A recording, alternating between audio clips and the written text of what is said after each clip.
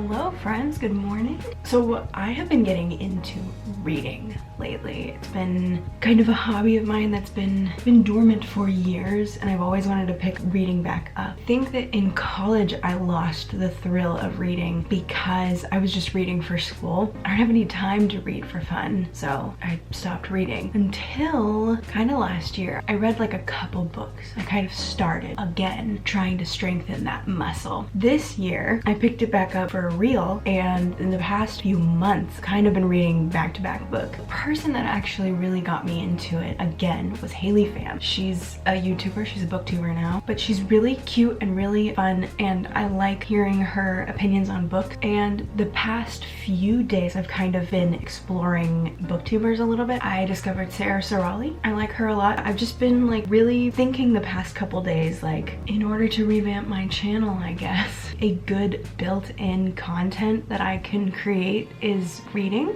So I might become a booktuber. We're gonna try it. I thought I would take you along today. This is gonna be a little reading vlog just to dip my toes in the whole thing. I do have work today. There is an opportunity that I have to just read, which is wild, but like that's kind of why I've gone into reading. This one specific time during my day, I'm able to read because I'm kind of sitting by myself waiting for customers to come by. For right now, I'm gonna do my hair.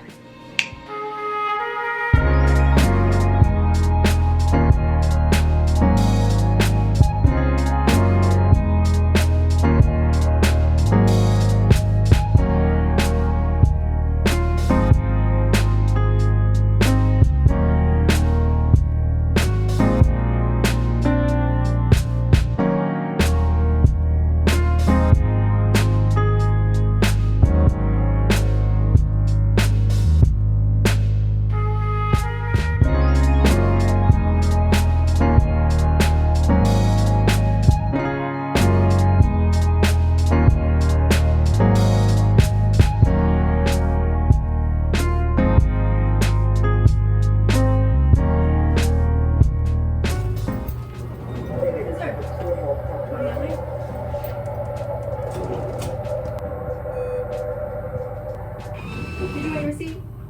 Okay, yeah, I'll give it. This is what I do. Hi guys, welcome to this weird angle. Just got off work, and I'm gonna sit here and I'm gonna read the rest of this book right now. Why not? I didn't get to finish it when I was out at our gas station.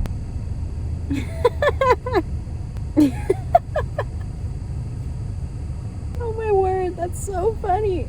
I feel like I have to share that one of his brothers comes back from the war. They're meeting for the first time. They're like embracing and, you know, being happy to see each other or whatever. This is this paragraph. It says, "They were silent for a long time, each studying the other's face. An onlooker, not understanding the situation, would have wondered at the strange intensity of the two. An onlooker might have believed for a moment that they were man and boy suddenly bereft of their reason." That's very funny. Very, very funny. You don't get comedy like that anymore. Such a good book. My mom read that book aloud to my siblings and I whenever we were kids because I was homeschooled. I've always wanted to read it on my own because my favorite book is Up a Road Slowly by the same author, Irene Hunt. I'm really happy that I finally read it. It's just a coming-of-age story about a boy who's growing up during the Civil War. He has like a bunch of brothers who go off to war, and he has a sister who helps him with the field work when his dad gets old. I highly recommend it to anybody who is a Civil War buff or likes coming-of-age stories or likes historical fiction or whatever. For me, I don't know a lot about the Civil War, and really more so geography. Like that stuff kind of goes over my head. But other than that, I really enjoy the storyline aspect of it. So yeah, anyway, it was a really good book. I'm glad that I finished it. Now I'm gonna go home, have a snack probably.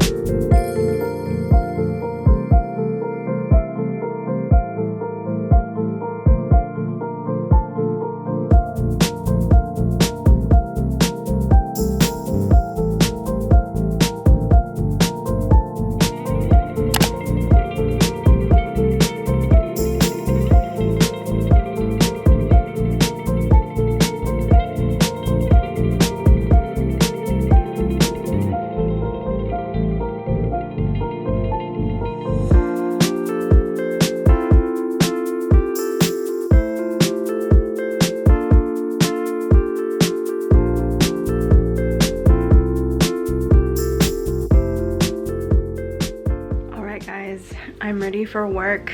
I'm about to go. I'm gonna bring Daisy Jones and the Six with me. I didn't read it last night because I got caught up writing, and then I read my Bible, and then I was hanging out with my roommate. And I then started watching a bunch of Sarah Srolling videos. So yeah, I'm gonna bring this with me. I'm gonna try and get through it. I'm like a little bit less than halfway through. Boom boom, boom boom, boom boom, boom boom, boom boom, boom boom, boom boom.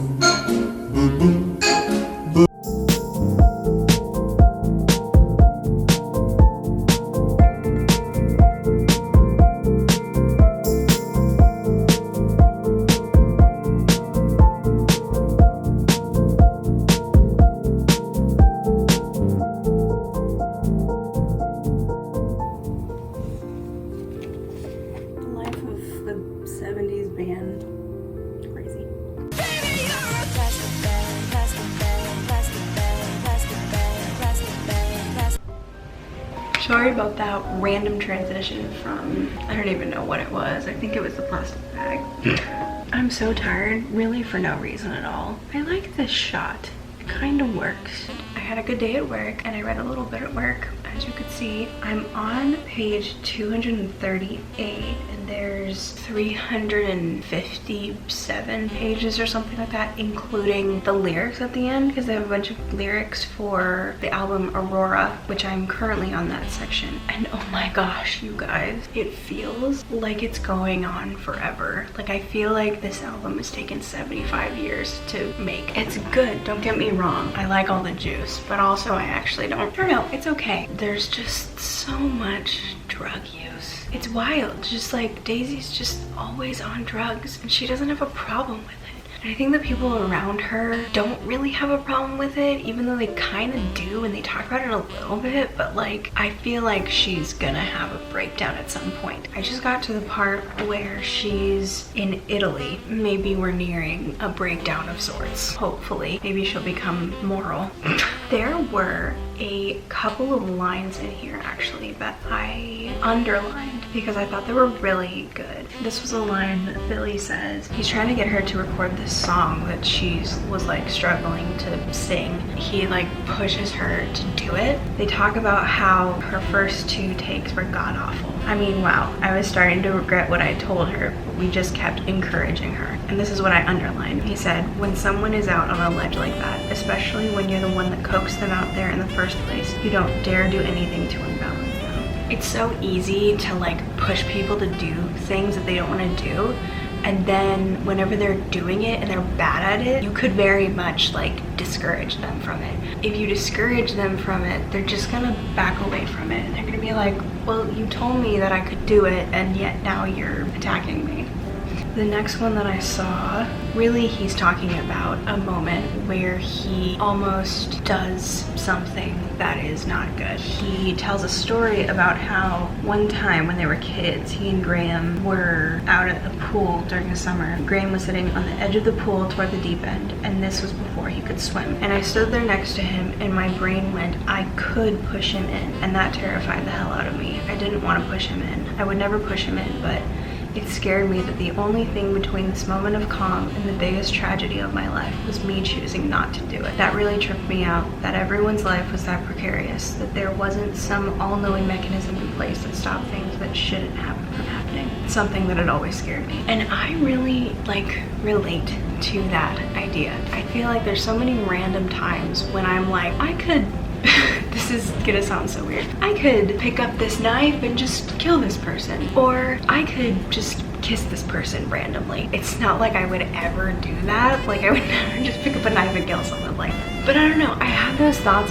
sometimes. I don't know, I just really related to that line. It's not so much that you would do it, it's just that I could do it. It would change my life forever if I did it. I think about that sometimes, and I'm really glad that I came across that in this book. On the next couple pages, he says, history is what you did, not what you almost did, not what you thought about doing. And that ties back into what he was talking about, but I also like that line because so often I feel like I get in my head about the things I thought about doing, and I'm like, man, I'm such a horrible person for thinking about I could pick up a knife and kill someone. But I didn't do that because I didn't want to. I feel like I get in my head sometimes about this idea that like I'm a horrible person because I thought about that. but I'm not. Nothing happened. The thought is in the past, but like the action isn't because it didn't happen. So anyway, I hope you guys don't think that I'm a psycho, the 2 people that are watching this video. I'm gonna keep reading.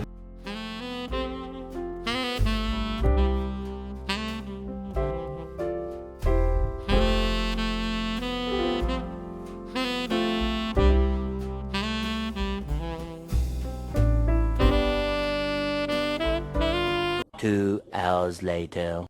What's up, friends? I have 60 pages left. I'm debating reading the rest of it tonight. I don't know if I can. It's 1:38. I know that if I don't read this tonight, then I'm not gonna read it again until I go out to the gas station for his first break. So I'm kind of debating, but like I kind of want to finish it. So yeah, I just reached a point of contention. Oh, you know what? I have one more section before Chicago Stadium. I'm gonna read that and then I'm gonna go to bed. There's another good line in here. Passion is, it's fire, and fire is great, man, but we're made of water. Water is how we keep living.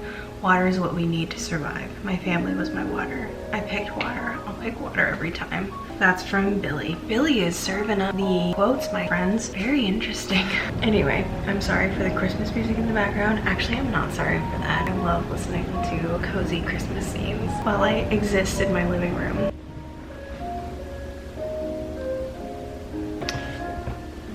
This woman was so close to having my respect.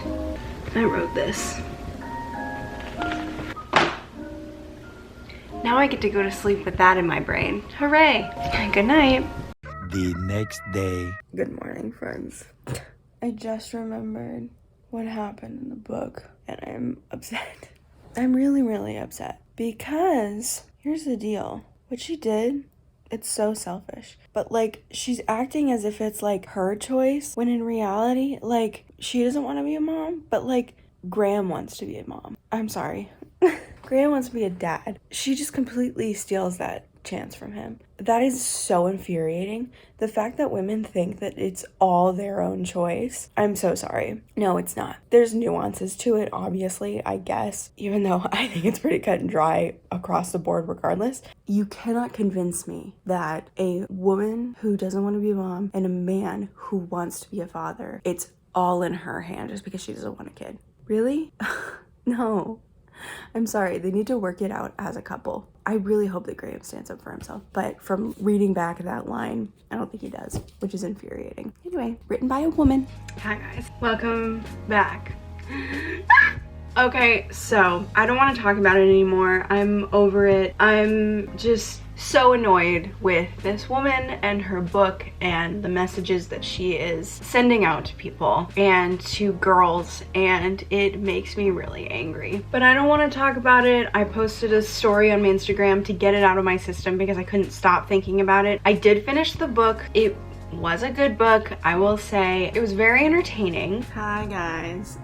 My SD card ran out of space, so when I went to finish filming on my phone, I completely forgot to talk about the rest of the book. So it was entertaining, as I said. I really, really enjoyed reading and hearing about the process of them making their albums and their music. I guess it was specifically Aurora, where Billy and Daisy were really writing a lot and stuff. That was fascinating to me. As a songwriter, ooh, girl, I will watch and listen to anybody talking about any process of making a song or an album all day, every day. Oh my gosh, I'm obsessed with it. That was definitely my favorite part of the book, was just getting to read how they made their album. I gave it a 4 stars on Goodreads. The general consensus is that it's like a 5-star read. Yeah, it was very enjoyable, but it's not like my favorite book or anything. My SD card just filled up, which is really annoying, but whatever. Wanted to film this outro and just get it done. I had a good time for the most part reading these 2 books, and more than that, I had a good time filming this reading vlog. So I'm a little bit annoyed that like this happened and that I read a book like that for my first reading vlog. Like, that's really just annoying that that happened to me. But I'm excited to make more reading vlogs because I think that this actually was pretty fun, and I have a lot of ideas for a lot of different types of book videos that I could can film. Hopefully this will revamp my channel. I'm also going to do a thing where I upload every other week because I feel like I want to upload every single week, but I just do not have time because I work a full-time job and my hours are random every week. And I just don't have time to work and make my videos and also take care of my apartment. I don't have the time for it. Every 2 weeks, I think, is going to be my new goal, at least for the time being, to see how it all happens. I hope you guys enjoyed this video. Make sure to like it and to subscribe. Also follow me on all my social medias. I'll put a link in the description. And I hope that you have a wonderful day. Go read the Magnolia story by Chip and Joanna Gaines. It's really wholesome. Better yet, read Across 5 Aprils. Anyway, I hope you guys have a great day. Bye!